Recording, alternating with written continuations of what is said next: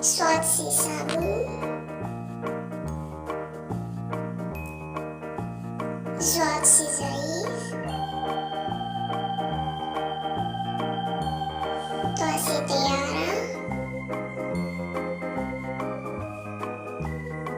soit c'est Zaruf, N c'est Atal,